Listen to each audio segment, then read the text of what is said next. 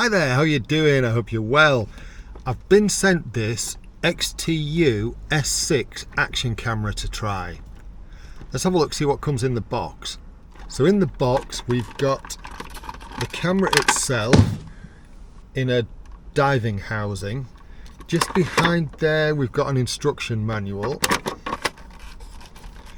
In this top box here there are a load of lashes and leads and charging cable. And this bottom box is a bit of a bonus because there are countless mounts. There is a hands-free control device with a leash. There are loads of mounts and another housing for it. There's absolutely everything that you would actually need to rig this up any way you want. It's a very good setup. The instruction manual is in several languages and I have to say it does look very clear. The English section does look very clear and easy to read. Some of these cameras you can't make out what they say, can you, in the instructions? But yeah, this is very good, very clear.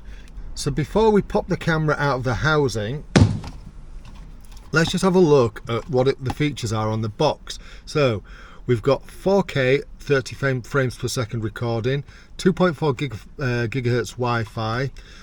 It's got a Sony IMX386 lens, chip, remote control and 1350 milliamp hour rechargeable battery. It's got a Type-C charging port, which I'll show you in a bit, and various other settings, including image stabilization. Let's pop it out of here and have a little shufty at it. So this is a diving housing. So this is the camera itself. It's quite a dinky little thing. It feels quite substantial. Just have a quick look behind here. That's got some, it's quite tough to get out, which is good because that means it's got some external waterproof features. I've just accidentally turned it on. You can see the USB-C charging point in there, and there's a HDMI plug too. Right, okay, so I have accidentally turned this on, so we'll just turn that back off. Can you hear that's got that nice little jingle? So up here we've got your capture button, and then you've got mode and turn it on and off. So when you turn it on, here we go, nice little jingle. And there you can see the screen's on. Now I've actually already used this a couple of times to record some test footage with it, and you can see I've set the grid up on there. It is really quite straightforward and easy to use. So you've got a couple of buttons on the side there, and if I press up and down you can start changing the settings. So this is currently on normal video and I've got this set on 1080 because that's what I work in, 30 frames a second with auto segments and so on. I've got the gyro image stabilization, so you've got normal, super, gyro data. Don't even know what any of these mean. So I've just got it set on normal. Video encoded to H.264, and then I've just used the out of the box settings basically, and in the comparison footage that I'll show you I've used the out of the box settings on the DJI Osmo. So that'll be the basic comparison. Right, let's have a look at the memory mode button. So I press the mode button and all these different features come up, and I love this little menu because it's just nice and clear. Normal video, time-lapse video, slow motion, underwater, car looping. You can use this as a dash cam if you want by setting it up in your car. Photo and video, and that's for viewing I believe, and then you've got night scene. And then if we go to the bottom here and click photo, you've got all your different photography options too, and you can even take RAW on it. Long exposure, burst, timed, lapse photos, and then normal photos. But yeah, it's really quite straightforward to use.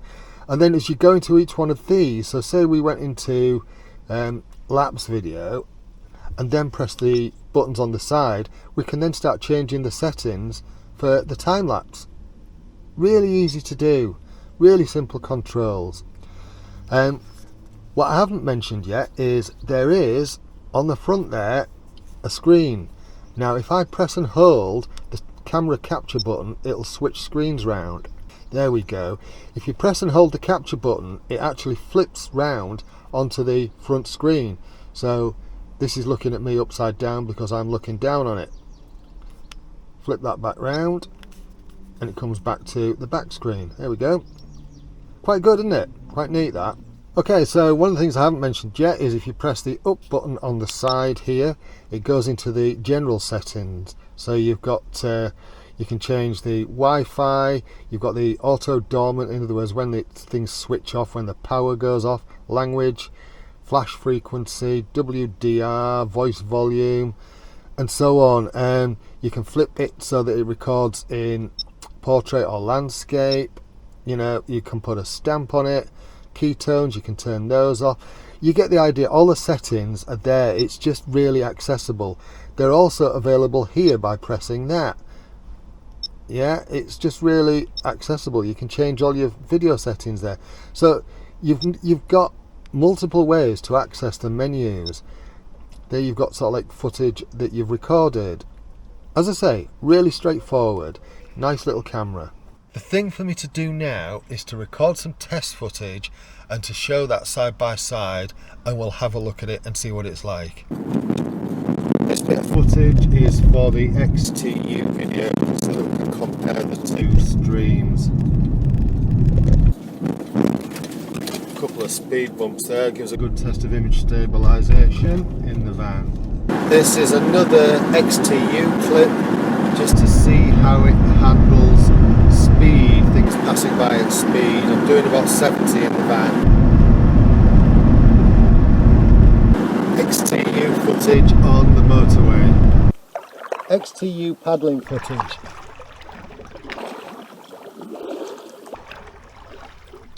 XTU side-by-side walking test.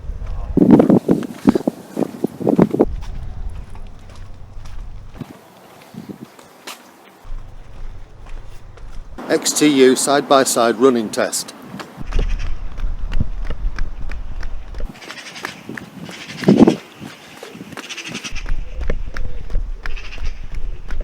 In the previous test, the image stabilisation was on normal. I've just changed it to super to see if there's a difference.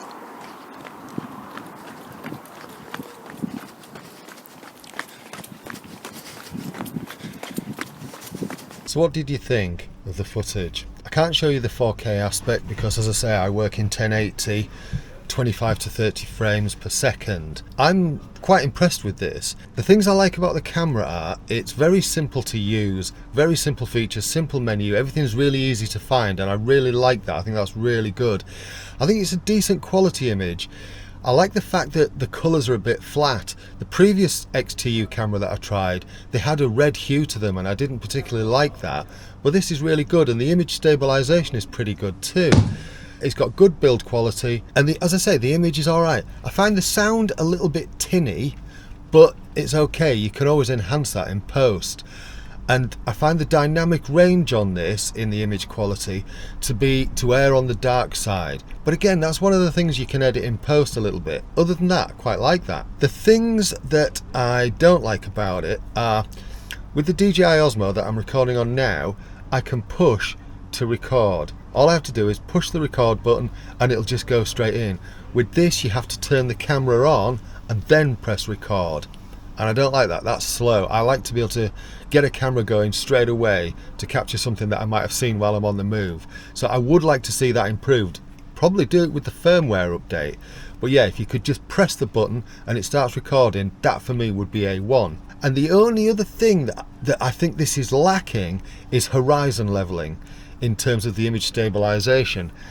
The thing I love about the DJI Osmo 3, which you're listening to me on now, and the GoPro Hero 9 Black onwards, is horizon leveling. For me, working on a boat, on a kayak, the horizon leveling has made editing for me so much easier. I used to spend so much time leveling clips off so the water didn't look like it was running off the screen, you know what I mean? And the horizon leveling sorts all that out automatically. So I find that brilliant. If this had that, for me, that would be an absolute winner. But other than that, I think it's a great little camera. I am going to find some uses for this. Not quite sure what yet. I am lacking a dash cam at the moment. and I might actually set this up as my dash cam, because the dash cam footage is really good. I can put it on loop and use it to capture stuff as I go along and just keep it plugged in. I think it'd be great. Alright, that's all for now. Let me know what you think about this in the comments. I will put a link to this in the pinned comment and the description so you can check it out for yourself.